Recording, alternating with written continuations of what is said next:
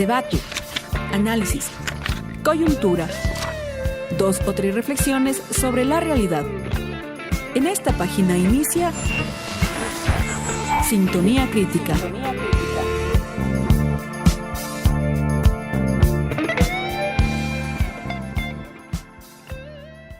Muy buenos días a todos, les damos la bienvenida a un programa más de Sintonía Crítica, 2 o 3 reflexiones sobre la realidad. Estamos muy contentos de tenerles un día más aquí con nosotros para compartir nuestros debates y nuestras reflexiones con ustedes. Bueno, y como siempre empezamos con nuestro segmento Un día como hoy, donde abordamos las noticias que han hecho hitos en esta semana. Así pues empezamos con una noticia del 22 de febrero de 1932, día en que Hitler se presenta como candidato a la presidencia de Alemania. En ese entonces, República de Weimar. Fue derrotado por su oponente Paul von Hindenburg. Un año más tarde fue nombrado canciller. Luego de la muerte del presidente Hindenburg, Hitler toma el poder e instaura el Tercer Reich. Yéndonos 2 días más luego, el 24 de febrero de 1946, se instaura el primer gobierno de Juan Domingo Perón. Este es el primer presidente en ser elegido por sufragio universal y el único hasta la fecha en las elecciones de las presidencias de la nación, y es presidente por 3 ocasiones, y todas por medio de elecciones democráticas. Fue fundador del peronismo, uno de los movimientos populares más importantes de la historia de Argentina hasta la actualidad. El 25 de febrero de 1990, Violeta Chamorro asume la presidencia de Nicaragua. Ella es una política y periodista nicaragüense. El gobierno de doña Violeta fue un gobierno de transición que alentó la paz y la esperanza al pueblo nicaragüense. Logró reducir la deuda externa y recuperar la libertad económica. Desarmó a la resistencia y redujo el ejército que había crecido demasiado en el gobierno anterior. Se dio una apertura democrática y favoreció a la libertad y a la organización y a la libertad de expresión. También el 25 de febrero de 1986, María Corazón de Aquino asume la presidencia de Filipinas. Ella fue una de las primeras mujeres en Asia en ocupar la máxima representación de su estado o gobierno. Después del derrocamiento del gobierno de Ferdinand Marcos, quien era anticomunista, Aquino tuvo que enfrentarse al gran desafío de restaurar la nación. Estableció un gobierno revolucionario de una constitución provisional denominada de la libertad. Bueno, ahora vamos a dar paso a la entrevista que hemos propuesto desde nuestras redes sociales, ese tema coyuntural acerca de las elecciones del 2017, que se merece ser tratado desde la Escuela de Sociología y Ciencias Políticas. Para ello tenemos a 2 invitados especiales. La primera es Silvia Vega, ella es docente de las carreras de Sociología y Ciencias Políticas. Buenos días, Silvia, gracias por estar con nosotros. Buenos días. Y también contamos con la presencia de David Chávez, él también es docente de las carreras de Sociología y Ciencias Políticas. Buenos días, David. Buen día, un saludo a las amigas y amigos oyentes. Y bueno, les dejo los micrófonos con Pedro Espinosa, quien será el que nos va a acompañar durante esta entrevista. Pedrito, adelante.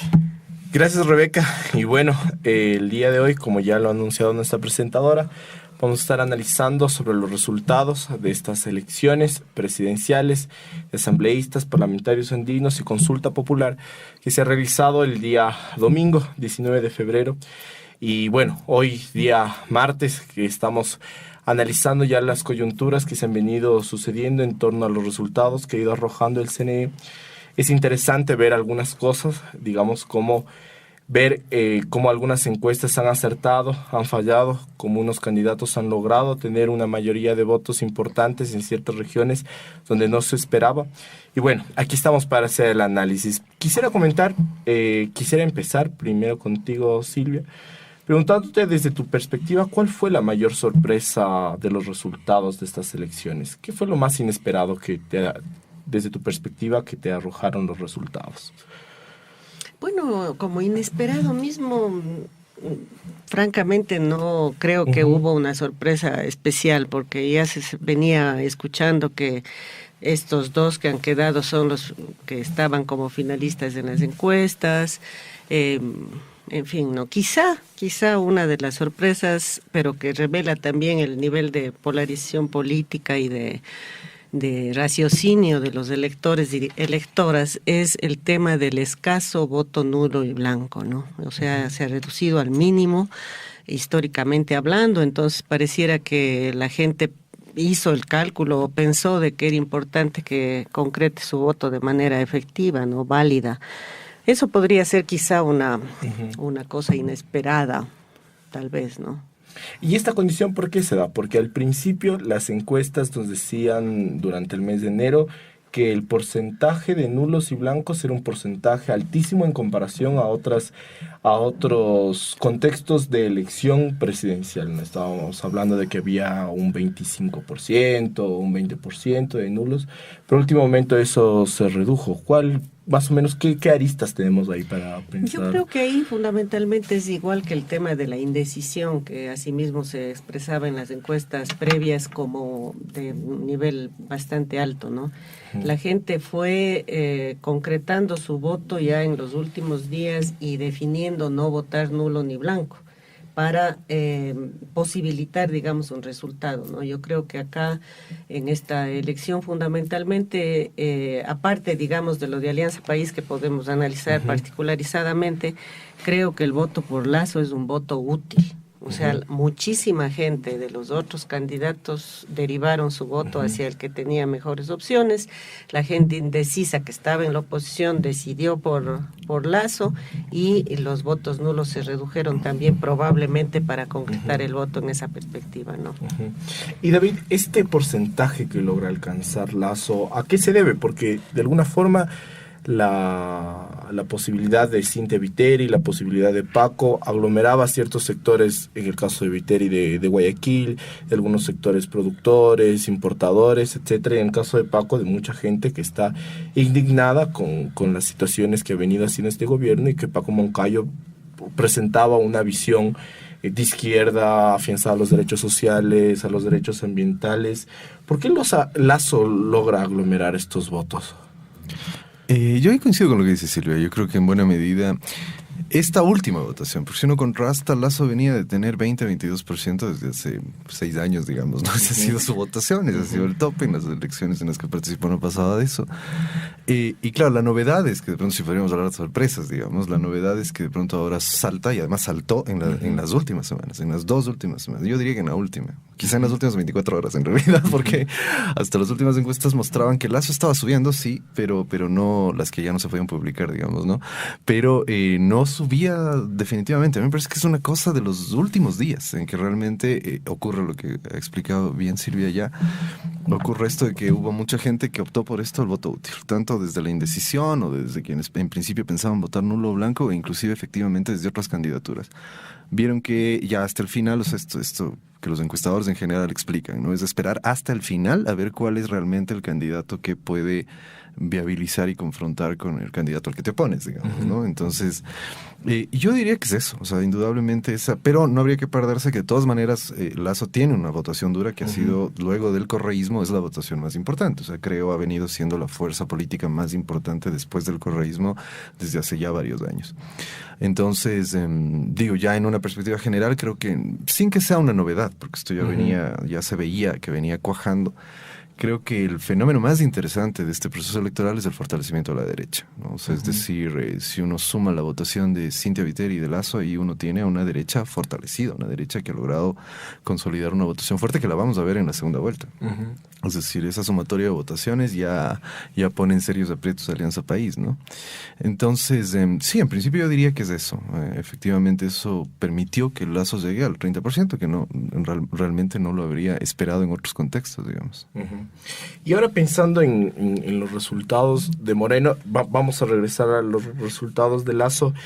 El porcentaje que logra tener Lenín Moreno después de una campaña que muchos analistas han dicho que es una campaña donde oratoriamente no ha sido positiva. En el caso de Moreno no han habido demasiadas propuestas, no ha habido una profundización de algunos temas en el ámbito social del Ecuador, y un poco se ha centrado en las dinámicas económicas y en las dinámicas de empoderar a la crisis como una situación central dentro de los debates. Moreno, con todo este porcentaje, que es un porcentaje que le permite estar por sobre encima de Lazo con una diferencia, ¿es un porcentaje que logra heredar de Correa David, o es un porcentaje que él mismo se lo ha ido ganando en sus labores durante todo este proceso? No, yo creo que en buena medida es más bien Correa el que está detrás de eso. Es decir, más bien es curioso, Lenín Moreno perdió apoyo. O sea, si uno piensa en las primeras mediciones que se le hicieron, la intención de voto que tenía al principio, cuando recién se hablaba de su candidatura, era inclusive más alta que la de Correa. O sea, la popularidad, etcétera, era más alta que la de Correa. Más bien, hay una de las preguntas es qué pasó durante este proceso para que haya perdido ese apoyo. Y de alguna manera creo que lo que ha sostenido la candidatura de Moreno es ese voto duro correísta y un poco lo que ha sido todo el proceso del correísmo antes que la figura de Moreno en sí mismo. A mí me parece que sí tuvo su imagen se fue deteriorando y fue cayendo en picada más bien. Y creo que tiene que ver también con la sombra de Correa. O sea, efectivamente, yo creo que inclusive al interior del correísmo sí estaba jugando esto que les llevó además a tomar esta decisión de poner un candidato como Lenín Moreno, que es un estilo diferente, que no es el estilo agresivo, confrontativo, etcétera, de Correa. Pero creo que lo que la gente, inclusive dentro del correísmo, no esperaba era esta especie de ambigüedad y ambivalencia y superficialidad en el discurso político. O sea, creo que esto que en cambio sí se extraña, digamos, de Correa, esto de posiciones políticas claras, de una discusión sobre problemas fundamentales medio bien planteada, etcétera, me parece que Moreno no pudo reproducir. Y creo que el otro factor que al final de cuentas termina siendo, en cambio, a mi modo de ver, un error político de Correa, y ahí sí parece que es personal de él, es el binomio. O sea, es decir, Glass fue, creo que, muy perjudicial. De todos modos, yo cerraría un poco esto diciendo que no hay que perder de vista que es, digo, objetivamente, más allá de las animadversiones o ascripciones al proceso, es realmente un fenómeno inédito que en el Ecuador, después de todo eso, una campaña mala, con un desgaste del gobierno de hace ya algún tiempo, con 10 años de gestión del gobierno, una fuerza política siga teniendo alrededor del 40% del apoyo, de votos válidos, digamos, el 35% de la votación total. Me parece que eso es muy significativo y yo creo que ahí todavía hay cosas que tenemos que explicarnos, que yo creo que ahí no están claras para entender bien ese fenómeno. La teoría política del sándwich y del estado de propaganda no alcanza para explicar lo que ha venido pasando ahí. Pero indudablemente la candidatura de Moreno sufre un deterioro y eso, me parece que estas son algunas de las causas que explican un poco eso, ¿no? Ahora, estos casos de corrupción que un poco se han ido desatando a lo largo de la campaña y que estratégicamente se han ido utilizando en esta medida, ¿ha logrado que Guillermo Lasso se empodere, Silvia, como un defensor de la anticorrupción y como un defensor de tal vez cierta ética en la práctica política? Verás, justamente a propósito de lo que dice David, de que Lenín Moreno fue declinando su popularidad del inicio, yo creo que no es tanto Lenín Moreno. O sea, yo creo que fue todos estos factores, especialmente esta sospecha bastante sustentada, digamos, de corrupción de Glass y de su entorno, donde está el propio presidente Correa, lo que le fue debilitando a la opción de la lista 35. O sea, yo diría que cualquiera que hubiera estado de candidato, hasta el propio Correa, no creo que hubiera podido repetir, digamos, lo que pasó en la elección del 2013 o así, ¿no? Entonces, claro, uno puede ver el tema del correísmo y de la votación a los 10 años, que efectivamente es un fenómeno interesante de analizar, como dice David. Puedes verle desde un lado o desde el otro, o sea, decir todavía conservan, pese a la crisis económica, que pudieron, digamos, sortearla con más endeudamiento, con una mejora, no sabemos si temporal o más de largo plazo del precio del petróleo. No fue tan contundente como parecía ser el año pasado y entonces la gente como que no sintió tanto por ese lado. A pesar del tema de la corrupción, a pesar del cansancio de la población frente al autoritarismo que afecta a algunos sectores, no a todos, en fin, sigue manteniendo un 40%, o sea, puedes verle por ese lado. Entonces eso de hecho te implica un voto duro de Alianza País, que yo creo que está ubicado fundamentalmente en los sectores más populares, y que tiene mucho que ver con lo que siempre ha sido el voto duro de los gobiernos de turno. En su momento Velasco, en su momento Abdalá, en su momento Febres Cordero, que es el poder tener soluciones a problemas concretos de su vida. O sea, si uno ve los datos ahora, por ejemplo, más del 50% de la población de Manabí vota por Lenín Moreno.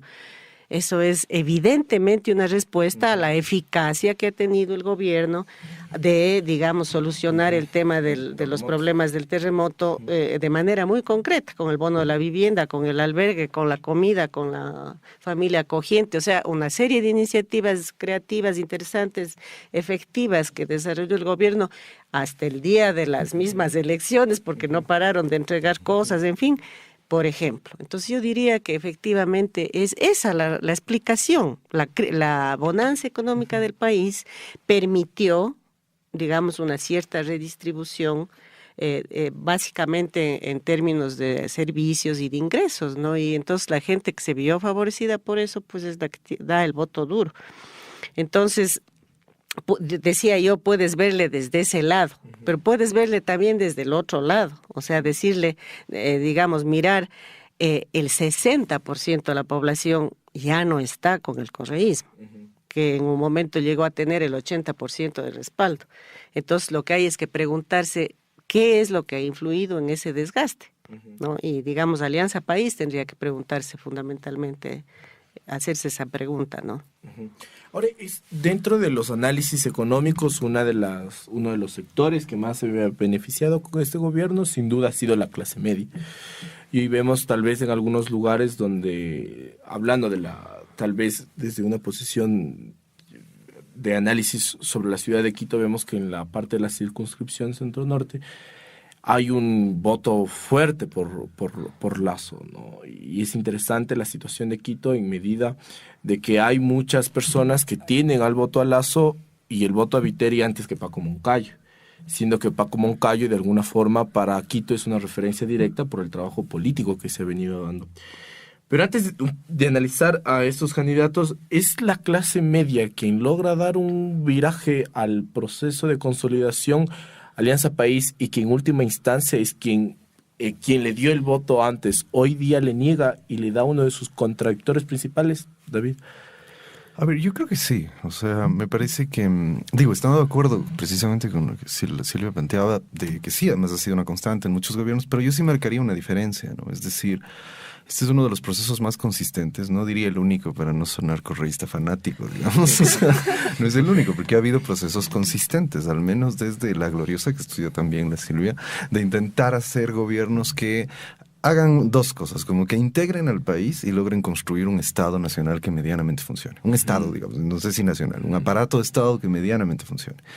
Ha habido varios intentos y yo creo que este está entre los más consistentes de hacer eso. Es decir, me parece que, y no quiero decir que no haya en medio políticas clientelares también, pero me parece que no, el gobierno no funciona solo o no ha funcionado solo a partir de políticas clientelares. Creo que igual uno de los fenómenos novedosos es esto de poner a funcionar el Estado. Es decir, con límites, con autoritarismo, con todo lo que nos podamos imaginar ahí, pero que sería otra discusión, digamos. Pero creo que en buena medida esta idea de institucionalizar mecanismos redistributivos, de mejorar salarios, ese tipo de cosas que ya no tienen tanto un carácter clientelar, sino de construir una política de Estado que apunte a institucionalizar mecanismos de distribución. Me parece que eso sí ha estado en juego también. Y en ese sentido, claro, los sectores populares efectivamente son los que adscriben a eso, pero porque son beneficiarios de estos mecanismos, por un lado.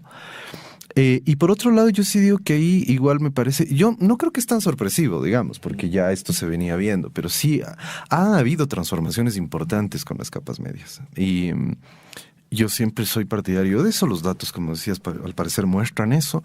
Las capas medias, no podría decir que las capas medias han sido inclusive más beneficiadas por las políticas económicas del gobierno que los sectores populares.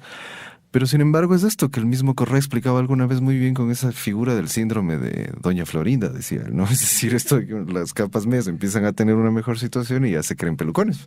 Y entonces se derechizan, o sea, porque noten ustedes, y por eso es que el mundo de las redes sociales es fascinante para ver eso, porque además como las redes sociales son uno de los espacios de expresión más importante de estos sectores, de estas capas sociales, no de los sectores populares, por supuesto.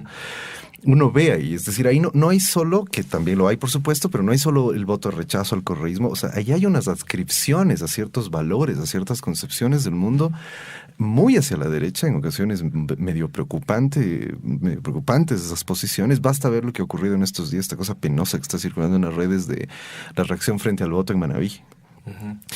Y digo, esto no es sorprendente además porque es ya la segunda vez que en Quito, que se ha apreciado siempre ser una ciudad progresista, que vota hacia el centro y la izquierda y toda esta cosa, es la segunda vez que la derecha gana en Quito. Es decir, ya en las elecciones regionales ganaron. Me parece ahí a mí que confundimos los análisis, porque en principio, y yo siempre discrepé esa lectura, en principio se leyó el voto por Rodas como un voto estrictamente rechazo, ¿no? Era la gente está cansada del país y por eso vota por Rodas. Pero yo ahí ya veía signos de derechización, es decir, ya no era, había gente que sí, que simplemente votó por el que sea, pero había ya un buen tanto de esa porción de la gente que votó por Rodas, digo, es la impresión, habría que hacer estudios un poco más sólidos con eso, que estaba votando ya ascribiendo, por ejemplo, a cosas como no queremos ningún proyecto que huela a izquierda. O sea, hay un rechazo a cualquier cosa que suene a izquierda. Me parece que el que al final termina siendo un fracaso lamentable, a mi modo de ver, de Paco Moncayo y particularmente en Quito, es otra muestra de que la gente no está dispuesta a votar por la izquierda.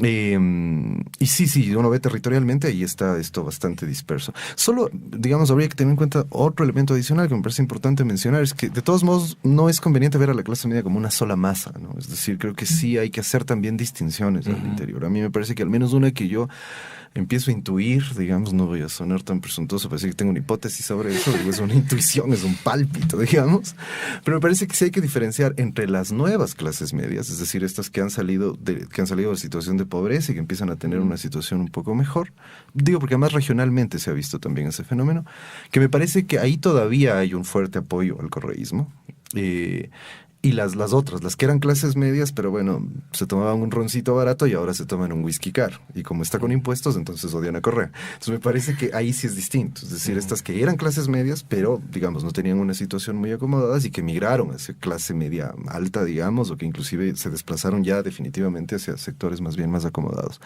Me parece que es por ahí por donde está esto que podríamos llamar un voto ideológico en un sentido muy diferente a como usualmente lo interpretamos, no como un voto doctrinario, no nada de eso, sino es una cosa más de ascripciones emotivas, pero a ciertos valores que los distancian de cualquier cosa que sea a la izquierda, ¿no? Y es así, estas clases medias se han derechizado, Silvia, desde tu perspectiva. Yo creo que la clase media, digamos, como es media, siempre está, digamos, siempre va en la línea que gira la corriente, ¿no? Entonces hubo toda una clase media que se entusiasmó a morir con el correísmo cuando el correísmo estaba arriba y cuando la situación, digamos, parecía mostrar un proyecto más de izquierda. Y esa misma clase media ahora, que son lamentablemente la derecha los que toman la posta de la oposición, entonces se va a la derecha, ¿no? Entonces yo creo que es un poco lo típico en la clase media. Y, perdón, me distraje un segundo. Yo, por ejemplo, ahí, hablando sobre estas clases medias y ya hablando para meternos un poco a las contradicciones internas del gobierno, es interesante cuando miramos los resultados regionales y un resultado regional que llama bastante la atención y digamos que podría tener un análisis obvio, pero de alguna forma contrastar ciertas cosas, es el caso del Oriente, ¿no? O sea, en el Oriente vemos que en provincias como Zamora Chinchipe y Orellana, que son provincias donde se ha radicalizado la extracción petrolera y la extracción minera, son lugares donde Guillermo Lasso obtiene un porcentaje, en el caso de Zamora Chinchipe bastante alto, 46.38%, frente a Lenin un 29.65%. Y en el caso de Orellana, de un 37.69% a un 35.73%. Es decir, si hablamos de que el gobierno de Correa ha tenido una perspectiva de fomentar el extractivismo, ahondar en los temas de petróleo y en esa similitud, pensar en generar mejores condiciones, sobre todo para la gente que vive alrededor de las zonas petroleras, ¿cómo podemos entender este voto, estos porcentajes? Yo creo que una cosa interesante que ha ido ocurriendo en el país desde la época correísta es quizá la ruptura, ojalá para ya de aquí en adelante de la historia, del voto regionalizado. Yo creo que eso es una cosa interesante porque, digamos, Correa logró concitar el apoyo nacional y creo que lo que muestran estos datos, o sea, un costeño ganando en la sierra y en la Amazonía y un serrano ganando en la costa, es muy, digamos, positivo, entre comillas, en términos de romper este regionalismo que digamos, fue un fenómeno presente en la historia del Ecuador desde sus orígenes, ¿no? Entonces yo creo que este es un tema que hay que analizar, a ver si realmente es ya una tendencia afirmada y que se va a dar. Entonces yo diría que lo que ha pasado en el Oriente, en la Amazonía, como tú indicas, porque hay que compaginar datos, ¿no? De lo que conozco, por ejemplo, es justamente en Zamora y en Orellana, donde Pachacuti gana un asambleísta. Entonces tú ves que los indígenas de allí votan por su gente para asambleísta, pero dan un voto inteligente en el sentido de utilidad, por el que puede, digamos, hacerle frente al correísmo que ha golpeado tanto al movimiento indígena. Y no solo, digamos, desde el punto de vista de lo que podría ser o no ser la extracción petrolera, sino de una serie de otros fenómenos. O sea, por ejemplo, las famosas escuelas del milenio, ¿no? Que en la Amazonía son un lunar espantosamente disruptivo para la vida de la comunidad amazónica, de las niñas, de los padres de familia, de las largas distancias que tienen que caminar, cosas como esa, ¿no? Yo creo que eso hace como es como que ha llegado a la Amazonía un vendaval, una cosa espantosamente disruptiva. Entonces, yo creo que contra eso se va, digamos, la votación. Podría estar explicando eso, ¿no? Ahora, ¿por qué, digamos, esto, viendo otros datos, ya yendo a la región de la Sierra y analizando el caso de Paco Moncayo, es interesante porque Paco Moncayo, en provincias donde hay más asentamiento indígena, digamos, por así decirlo, en provincias como Cotopaxi, Paco Moncayo logra tener el 19.55%, en Chimborazo logra tener un 8.69%, y en el caso de Chimborazo, en el caso de Guamote, Paco Moncayo tiene un 9.79%. Pero lo interesante es que hay este porcentaje, pero Lazo tiene un porcentaje increíblemente grande, 42% en el caso de Chimborazo, y el caso concreto del cantón Guamote, 50.40%. ¿Qué sucede ahí? En Cotopaxi también saca Pachacuti, parece un diputado. Ajá. Creo que sí. Pero ¿qué pasa ahí? Porque Paco Moncayo en principio es la representación de Pachacuti. O sea, la crisis que un poco poniendo, digamos, también en cuestión el concepto de la crisis dentro del movimiento indígena, digamos, también se viene reflejado en que no hay una consecución a la posición de voto también por un representante a quien apoya el movimiento. ¿Cómo podríamos analizar esta perspectiva? A ver, creo que es complejo, lo conectaría un poco con lo que ya decía Silvia sobre la Amazonia. Creo que en buena medida sí se explica por ahí, ¿no? Es decir, yo de hecho hice el ejercicio de buscar exactamente qué pasó en la parroquia Panzanza, ¿no? Donde está Nanquitz y donde ocurrió todo el último conflicto y se militarizó y demás. Y claro, Lazo arrasa. O sea, Lazo creo que tiene algo así como el 50% en esa parroquia. Y claro, lo que digo es sí, efectivamente ese voto muestra que hay un rechazo. Lo que has mostrado, estos otros datos y todo, también mostrarían el rechazo al correísmo. Y quizá ahí sí un peso del voto útil, pero creo que ahí eso sí interpela mucho a las izquierdas, digo, en general, tanto a las de país como a las de fuera. O sea, algo se está haciendo mal para que al final de cuentas un voto así se canalice hacia la derecha y hacia esa derecha. O sea, digo, ahí creo que hay que pensar muy bien qué es lo que está ocurriendo. O sea, digo, no sé, porque también hay que ver que, por ejemplo, en Chimborazo, Alianza País tiene una votación muy alta, que es esto que ha venido ocurriendo ya desde hace rato. Creo que Chimborazo ha sido una de las provincias donde esta fragmentación que se produjo por la llegada del correísmo entre las organizaciones ha sido de las más fuertes, ¿no? Claro, entonces, hay dos Pachacutix, ¿no? Exacto. Entonces hay todo un proceso que se evidencia, pero claro, uno podría decir, esa fragmentación, ese fuerte apoyo podría evidenciarse en una ruptura entre Alianza País y Paco Moncayo y los candidatos y el acuerdo nacional, digamos, en general. Pero al parecer no. O sea, digo, ahí habría que ver el dato de asambleístas también. Por ejemplo, creo que en algunos de estos lugares, efectivamente, Pachacutic tiene algunos asambleístas, pero habría que ver cuánto saca Creo también en esas zonas, por ejemplo. Me parece que ahí hay, sin tener muchas explicaciones, pero creo que ahí hay un fenómeno que hay que pensar. O sea, digo, el hecho de que se vea al voto útil, o que se vea que el voto útil tiene que ir con el candidato, porque digamos, en una segunda vuelta yo lo entendería mejor, digamos, en una posible segunda vuelta donde tienes a Alianza País y otro candidato, en donde la única opción es votar por aquel, aunque sea de derecha, banquero, todo lo que uno quiera, pero por aquel que puede derrotar al correísmo. Pero en la primera no tanto, porque en la primera había un candidato propio y ninguno de los candidatos iba a lograr ganarle a Lenín Moreno, eso ya se sabía. O sea, lo que había que hacer era más bien restarle votación para que no alcance a ganar con el 40%, que es más o menos lo que con las justitas se ha logrado. Entonces ahí me resulta un poco más incomprensible. Creo que ahí sí creo que tiene que ver mucho con la crisis del movimiento indígena. Creo que tiene que ver con una cosa que va a sonar herejía. Yo sé que a alguna gente capaz que a la Silvia no le gusta, pero y a alguna gente más, pero creo que hay que decirlo. Es decir, yo creo que sí hay que analizar con detalle, no quiero ni magnificar ni minimizar, pero sí creo que hay tendencias de derechización también dentro del movimiento indígena, que se han consolidado, que han estado presentes medio históricamente, pero digo, usualmente han sido marginales, usualmente han sido poco representativas, pero me parece que en los últimos años, producto de las transformaciones que el país ha tenido además, entre ellas también por influencia del correísmo, esas tendencias se han fortalecido. Entonces yo creo que ahí hay mucho por analizar. O sea, todavía sería muy prematuro sacar conclusiones apresuradas de eso, pero intuyo que ahí está una de las claves que hay que pensar también. ¿Y sí, Silvia? Yo diría que, digamos, hubo otro problema.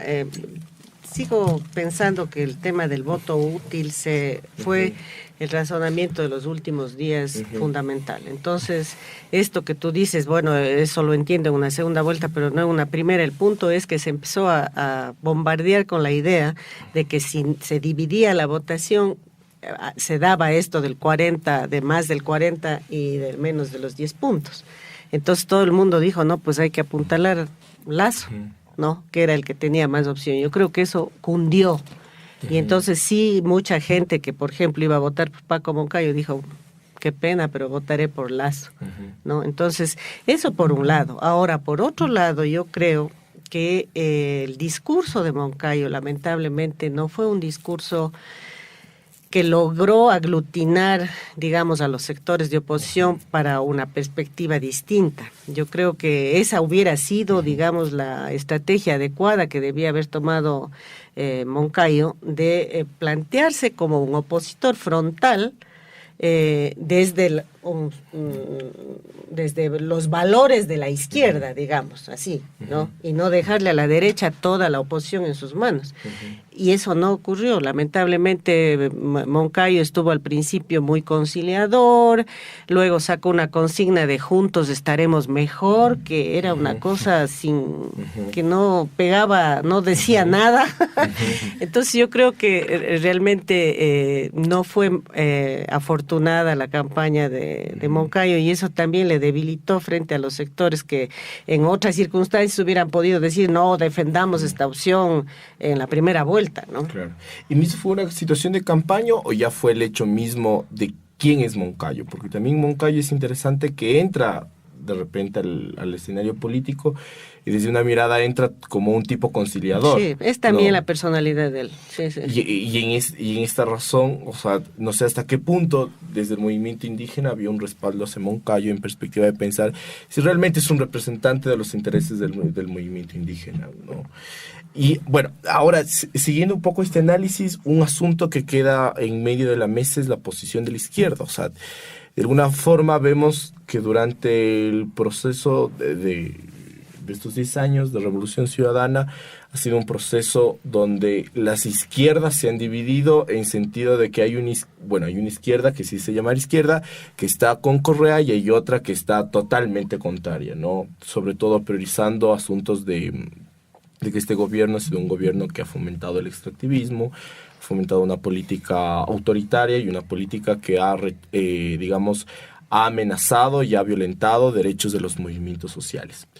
Sin embargo, hoy en día la izquierda no logra, digamos, esa izquierda con todas las críticas y que incluso ha abanderado mucho de los procesos más complejos dentro de esta revolución ciudadana, en sentido que ha sido ella quien muchas veces ha tomado las calles y ha hecho las denuncias y la que ha puesto el cuerpo de alguna forma, ¿no? Hoy en día no está en la contienda final. Un poco analizar cuál es ahora la condición de la izquierda, porque estamos ante una posible segunda vuelta donde está Lenin Moreno y donde está Lasso. Digamos, dos sectores que desde esa izquierda han se criticado mucho por lo que han sido y por lo que han venido siendo. A ver, esa es una pregunta complicada. Creo que yo digo que, a ver, esto es un golpe para las izquierdas en general. O sea, digo, creo que ahí, esa disputa de quién es más de izquierda, además tan típico de la historia de la izquierda, quién es más de izquierda, quién es la verdadera izquierda, etcétera, que es histórica. Creo que si uno lo mira, si salimos de nuestros guetos y lo miramos hacia afuera, lo que está ocurriendo más allá de esos guetos es bastante más complejo y bastante más perjudicial para una alternativa política de izquierda. O sea, si uno mira, digamos, para los sectores populares, en buena medida, la izquierda organizada, lamentablemente digo, porque a mí eso me parece muy lamentable, es algo que no me gusta para nada, pero para estos sectores populares, esta gran mayoría de sectores populares no organizados, que apoyan al correísmo, por ejemplo, esas izquierdas no le dicen nada. Ese es uno de los problemas, ¿no? Esas izquierdas no conectan con esos sectores populares. Peor todavía si esas izquierdas se ponen en el plan de borregos, sanducheros, no sé qué. O sea, es decir, es la garantía total de no te vamos a parar la más mínima bola, porque además de que no te acercas, de que no buscas otras estrategias, nos estás insultando. Y estás diciendo que somos manipulables. No, en fin. Pero sí que ahí más bien el correísmo ha hecho un trabajo interesante en poder tener apoyo electoral, no apoyo organizado, eso lo sabemos todos. Eso de hecho es una de las graves falencias por las propias limitaciones internas que ha tenido el correísmo. Entonces me parece que ahí está un problema. Y por el otro lado, o sea, en esas capas medias y en esos sectores sociales derechizados, en cambio está eso de no me importa quién sea. O sea, en buena medida, Moncayo efectivamente estas ambigüedades que tuvo una campaña, en buena medida creo yo que también se explicaban porque trataba de contentar a ciertos sectores de las capas medias mostrándose no tan radical. Y creo que eso sí, efectivamente, coincido plenamente con Silvia. Creo que eso fue un error estratégico terrible, porque era intentar ganar a esas capas medias que iban a optar o por Cintia, o por Lasso, o por algún otro de derecha. Era inútil, era un esfuerzo inútil. Entonces me parece que ahí eso plantea un montón de preguntas para la izquierda y nos pone frente a un montón de problemas para la izquierda. Yo digo, la política es así como es maravillosa, también es angustiante, es cierto, pero es maravillosa porque nos ha llevado a un punto en el que es interesante porque, claro, si uno mira, la segunda vuelta va a suponer que Alianza País va a necesitar los votos sea como sea, los votos que obtuvo Paco Moncayo para poder ganar. Es decir, después de haber machacado a las organizaciones sociales de estos 10 años, de haberlas atacado, de haber intentado cerrar algunas, etcétera, etcétera, ahora necesita esos votos, porque digamos es muy difícil que de los otros lados logre capturar votos, quizá algunos se vayan, pero es muy difícil. Y en cambio, claro, el otro lado, la izquierda está en la disyuntiva de para seguirnos oponiendo a Correa, solo lo podemos hacer votando por Lasso, lo cual es también una locura, después de haber criticado tanto el derechismo de Correa. Entonces, me parece que, a ver, porque además digo, esto va más allá de las elecciones. Yo creo que esta va a ser la condición del nuevo ciclo político en el país. O sea, no es que ya con las elecciones se resuelve esto. Esta situación para las izquierdas, esto de enfrentar una derecha muy fortalecida, de enfrentar una población que en general tiene renuencia a cualquier proyecto de izquierda, en buena medida por responsabilidad del correísmo, por supuesto, es la nueva situación a la que se enfrenta la derecha. Yo creo que ahí, digamos, yo lo digo en términos muy prácticos, una primera cosa que habría que intentar es que los sectores de izquierda de país produzcan ciertas rupturas internas necesarias y busquen un acercamiento con Paco Moncayo y sobre todo, no solo con Paco Moncayo, digo, yo hablaría más del Acuerdo Nacional por el Cambio, es decir, buscar un acercamiento por ahí, pidiendo perdón, por supuesto, por las cosas que han hecho. Y creo que del lado de las izquierdas también tiene que abrirse un poco la posibilidad de dejar de simplificar el debate ubicando al correísmo en la derecha sencillamente. O sea, es decir, me parece que si no se reconoce desde ahí que ha habido un intento por generar redistribución, por generar mejoramiento de las condiciones de vida de los sectores más vulnerables, ha habido reducción de desigualdad, ha habido un indicador que yo me mato repitiendo todo el tiempo porque nadie para bola ese indicador, es de que se ha revertido la distribución del PIB por capital trabajo, por ejemplo. Es decir, si uno no ve ahí ciertos cambios estructurales que medianamente nos aproximan a la izquierda, digo, si uno mirara desde fuera, dice una una alianza de lo que ha sido esa tendencia del correísmo, porque no quiero negar que no ha habido otras, pero si uno mira esa tendencia del correísmo y las propuestas que la izquierda ha venido teniendo, digo, la alianza más natural sería esa, ¿no? Uh-huh. Pero más bien en realidad, en el contexto de una segunda vuelta es la más difícil. Es decir, yo es lo que deseo, pero en realidad veo que esa es de lado y lado además. O sea, ahí no quiero culpar ni uno al otro. Creo que de lado y lado ha sido tan visceral el enfrentamiento que veo muy difícil eso. Mientras las derechas ya hoy en la mañana temprano estaban ya juntándose, hablando, dando declaraciones de que se van a juntar, a las izquierdas eso les va a costar un montón. Uh-huh.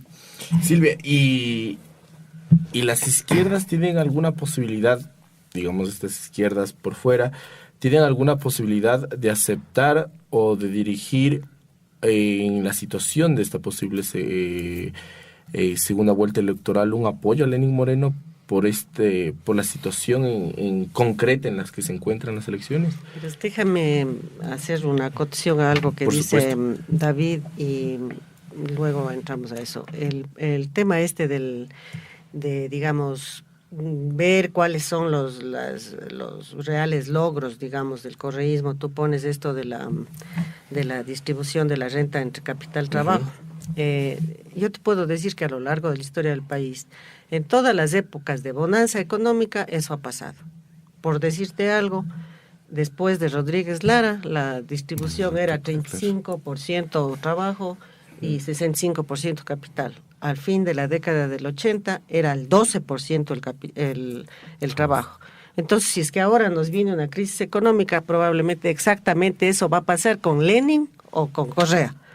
Entonces, no creo que sea es un tema de los recursos que han estado disponibles, del dinero, de la distribución de ingresos fundamentalmente, ¿no? Entonces, creo que ese no es el mejor ejemplo. Podrían haber otros que sí hay que buscarlos y analizarlos, ¿no? Pero creo que ese no. Ahora, yo quiero referirme a un tema a propósito de esto de la izquierda, y es que, como siempre solíamos decir en nuestras épocas de militancia más activa, las elecciones siempre son un distractor para la izquierda. Que, bueno, ahora tenemos que participar, estamos participando en la cuestión electoral, eso ya es imposible dejar de considerar, pero por eso mismo yo creo que es bien importante darle mucho énfasis al tipo de reglas del sistema político electoral, porque yo creo que son esas reglas las que han sido hechas desde el retorno de la democracia, afirmadas en su momento por Osvaldo Hurtado, fortalecidas por Febres Cordero y recontra fortalecidas por Rafael Correa, y que si llega Lazo, estoy segura que no les va a cambiar, porque son beneficiosas para el que esté en el poder. Uh-huh.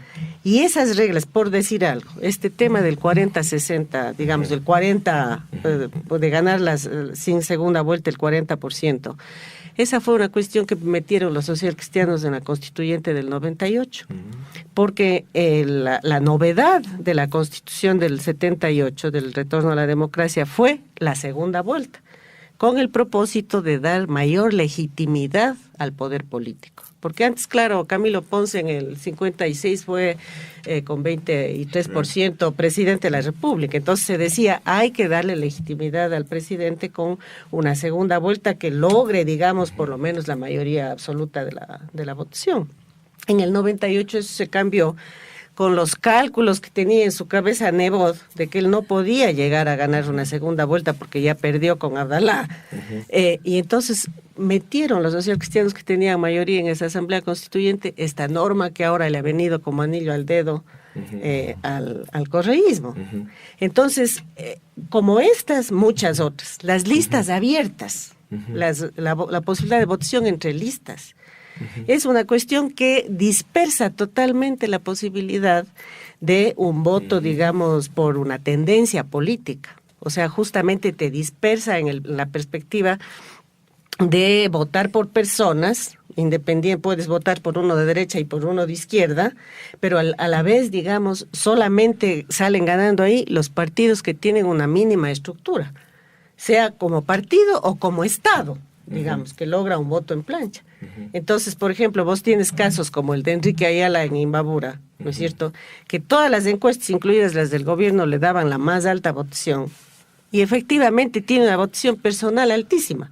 Pero el voto en plancha de Alianza País y de Creo le deja fuera de la Asamblea, por ejemplo. Probablemente.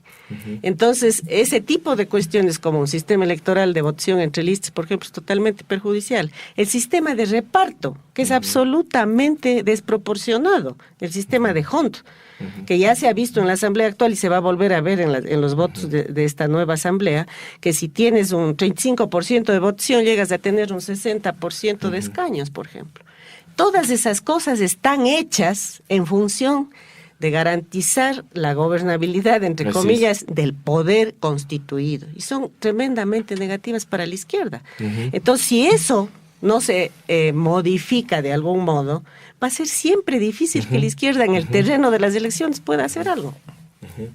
Y ahí, David, pensando en los sistemas electorales, digamos, me uno totalmente a las palabras de Silvia, porque sí hay una dinámica en donde las listas que han logrado tener más respaldo de alguna forma se ven beneficiadas en la dinámica del voto en plancha y por supuesto también en la dinámica del voto a primera vuelta. Y un poco para ir terminando también, si es que este sistema electoral ha sido un sistema electoral que también ha permitido cuestiones fraudulentas, si es que eso ha sido una condición real o ha sido un discurso que un poco ha contemplado una táctica política para esquivar algún problema que ya haya en la recta final. A ver, primero va a ser mi ejercicio de réplica a la discusión que teníamos con Silvia. Y es esto de que yo no creo que esto de la reversión capital-trabajo dependa solo de la bonanza. O sea, es decir, está vinculado, creo que sí. Pero depende, además que a mí, por eso es que me parece importante desde la izquierda rescatar esto, porque también sí tiene que ver con el modelo de gestión del Estado, de la economía y la sociedad que te planteas. Es decir, uno compara este mismo indicador con dos casos ahorita, digo, ¿no? Con la misma bonanza que han vivido todos los países en América Latina, o que vivieron hasta antes de la crisis que estamos viendo ahora por el mercado mundial. Claro, si uno los contrasta con los países neoliberales nomás, y uno encuentra que eso no ocurre. Perú, Colombia, por ejemplo. Y es más, si uno lo contrasta con Venezuela, o sea, en Venezuela no ocurrió eso.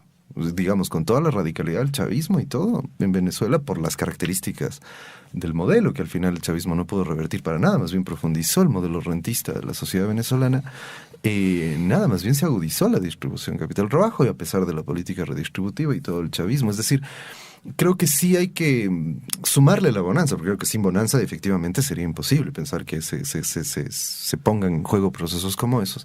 Pero sí me parece que es importante sumarle también el tipo de modelo de Estado y de gestión del Estado que se genera, por más que sea reversible, cosa en la que yo puedo estar de acuerdo. Es decir, que te pueden revertir eso en una situación de crisis. O sea, los neoliberales podrían revertir eso facilito, digamos. O sea, no creo que... Digo, creo que hay una cierta afectación estructural, pero no creo que es un cambio que queda ya marcado ahí, que no pueda revertirse. En eso sí estoy de acuerdo.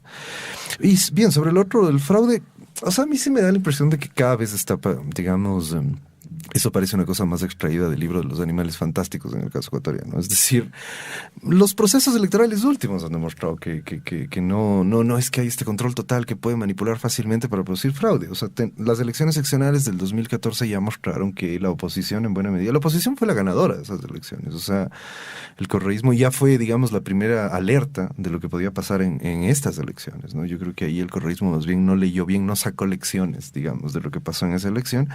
Una de ellas fue precisamente ponerse en plano triunfalista, pero digo, esa sola elección ya mostraba que, o sea, no es que en el correísmo, además, ya visto a nivel regional, lo del fraude es parte del libreto que repite la oposición de derecha en todos lados. O sea, a la Cristina Fernández le ganan en elecciones y igual, todo antes de las elecciones se creaba todo este mito del fraude y no sé qué. Ahora me parece que lo que está ocurriendo en el país... creo que hay un equivocado manejo del proceso, o sea, de la parte final del proceso, porque además de eso es lo curioso, manejaron bien el proceso hasta pocas horas antes de decir nos falta un tanto por ciento y ahora sí esperemos. Porque, digamos, ahí más bien lo que se ha visto es que los datos oficiales, etcétera, van coincidiendo con, con los datos que tenía inicialmente la oposición. Entonces, más bien eso demuestra que no es que hay una intención de fraude, al menos en principio. Digo, lo que sí levanta muchas sospechas, sin duda, es que de pronto no se tome una decisión y se empiece a dar largas a una cosa, y en una situación tan delicada. Me parece que ahí estamos frente a un problema de legitimidad política en donde la autoridad electoral tiene que tomar decisiones, ¿no?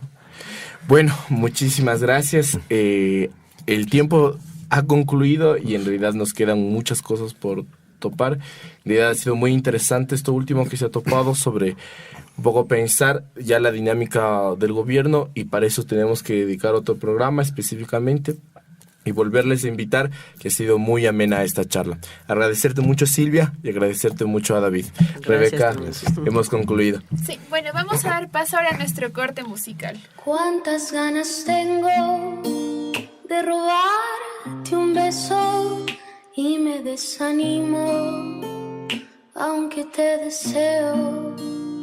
Es que tú te sientes caída del cielo, dices que ni sueñe con tocar tu pelo.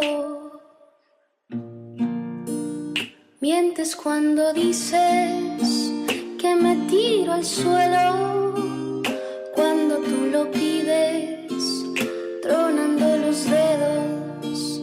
Sé que no estás hecha de madera o hielo, y tarde o temprano me dirás te quiero.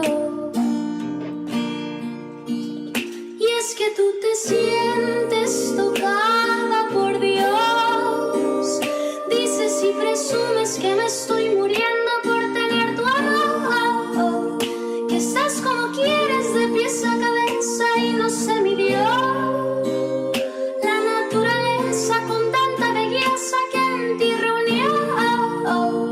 A mí no me importa si vuelas o no, pero estoy seguro que tarde o temprano me darás tu amor, pues cuando me acerco oigo que se agita tu respiración, y estás que te pegas porque te di un beso.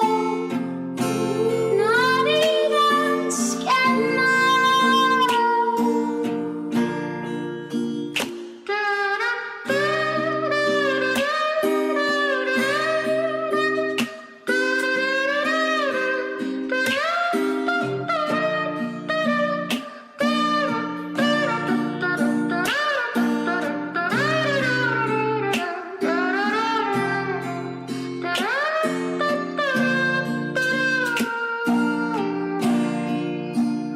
Mientes cuando dices que me tiro al suelo, cuando tú lo pides, tronando los dedos. Sé que no estás hecha de madera o hielo, y tarde o temprano me dirás te quiero. Y es que tú te sientes tocada por Dios, dices y presumes que me estoy muriendo por tener tu amor, que estás como quieres de pies a cabeza y no se midió la naturaleza con tanta belleza que en ti reunió. A mí no me importa si vuelas o no, pero estoy seguro que tarde o temprano me darás tu amor, pues cuando me acerco oigo que se agita tu respiración, y estás que te pegas porque te di un beso. No digas que no, no digas que no.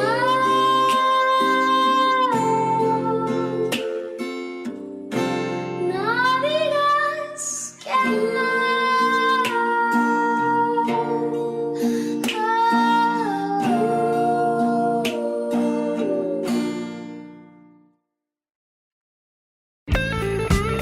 Debate, análisis, coyuntura, 2 o 3 reflexiones sobre la realidad. Sintonía crítica, todos los martes de 7 a 8 horas bajo la conducción de Rebeca Sánchez. Bueno, vamos a dar paso a nuestro segmento Hablemos con la Sociología. El día de hoy vamos a hablar acerca de cómo se vienen instituyendo estas cuestiones que estaban en contra de la violencia de la mujer aquí en Ecuador. Bueno, Pedrito, iniciemos. Bueno, y para esto Becky nos va a acompañar dentro del análisis y empezar. Becky, más o menos cuéntanos, ¿cuál es esta concepción que se tenía en América Latina sobre la violencia hacia las mujeres? Bueno, hay que tener en cuenta que en América Latina y el Caribe, hasta los años 90, la violencia contra las mujeres, principalmente la que acaecía en el ámbito familiar, era considerado un asunto privado en el cual el Estado no podía intervenir. Por otro lado, poco se conocía sobre la magnitud de este problema, de manera que se tenía que asumir la violencia hacia la población femenina, algo como que ocurría de forma aislada, y no se concebía como un problema social y de política pública como debía verse establecido. Entonces, esta concepción se expresaba bajo la invisibilidad de la violencia de género hacia las mujeres, tanto en el ámbito legislativo como en el ejecutivo, el judicial, como también en otros sectores de la sociedad. Ahora, el Ecuador no era una excepción, de manera que ninguna mujer que sufría violencia por parte de su pareja tenía la posibilidad de denunciarlo o de exigir sanción para el agresor, puesto que en disposición del Código de Procedimiento Penal prohibía la denuncia entre cónyuges. Además, este tipo de violencia hacia las mujeres no se encontraba tipificada en las leyes del país.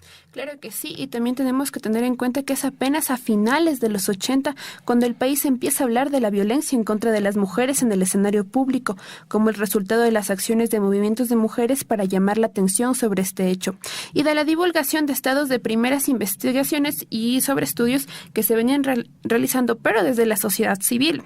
Aquí se mostraba la magnitud y la gravedad del problema, lo que permitió que los estados fueran desnaturalizando esta práctica y asumiendo la responsabilidad para enfrentarla. Entonces, Pedrito, ¿puedes decirme qué acciones se tomaron para enfrentar este problema? Bueno, en el marco de 1994 se crean las primeras comisiones de la mujer y la familia como instancias especializadas de administración de justicia con un modelo de atención integral a las usuarias, orientado a prevenir, atender, juzgar y sancionar la violencia intrafamiliar, particularmente la ejercida contra las mujeres en el ámbito de sus relaciones personales y o afectivas. En el 95 se promulga la Ley 103 contra la violencia a la mujer y a la familia, la cual permitió que las mujeres agredidas por su pareja cuenten con un recurso para obtener protección y acceder a la justicia. Estas dos políticas constituyen un hito importante en los esfuerzos realizados para enfrentar ese problema social. Hasta entonces poco o nada era atendido por el Estado. ¿Y qué hay sobre la violencia sexual? Bueno, por otro lado, si bien la mayor parte de manifestaciones de la violencia sexual se encontraba tipificada ya en el Código Penal y en otros cuerpos legales ecuatorianos, e históricamente también su práctica ha sido siempre repudiada por la sociedad, esta no era concebida como una agresión de género, ni era considerado bajo objeto de políticas específicas. Es apenas en el cambio de siglo que se reconocen las agresiones sexuales, que son una respuesta a gran medida a las constituciones sociales de género, a estas construcciones sociales de género, esta situación de subordinación en la que vivían las mujeres y el ejercicio de poder de dominación masculino que prevalece en la sociedad. Es decir, este sistema heteronormado, este sistema binario que prevalece en la sociedad. Bueno, queremos agradecer a todos nuestros oyentes por habernos compartido en un programa más de Sintonía Crítica. Recordarles que nos pueden escuchar el día sábado en nuestra reprise a las 8 de la mañana y que también pueden seguirnos en nuestras redes sociales como la de Facebook Sintonía Crítica UC.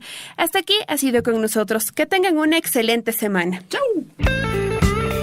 Por hoy hemos concluido nuestro análisis. Sintonía Crítica te espera en un próximo encuentro.